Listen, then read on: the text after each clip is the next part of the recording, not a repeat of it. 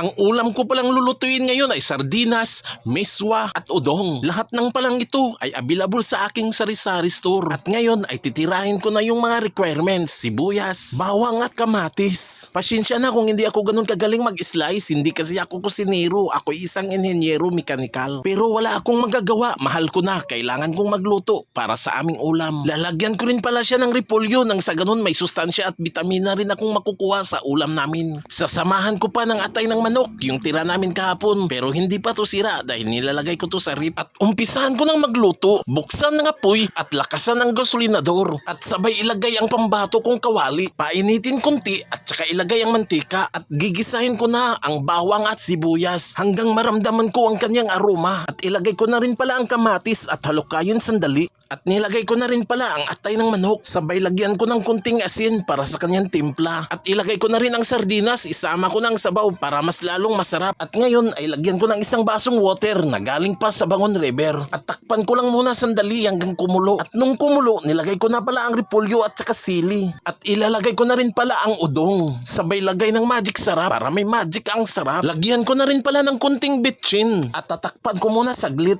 At muling buksan para ilagay ko na ang miswa. At halukayin ko muna at mamaya-maya ay luto na to. Ito na pala ang finished product at huwag nang patagalin at kami ay kakain na rin. So ano pang hinintay mga idol? Tara na!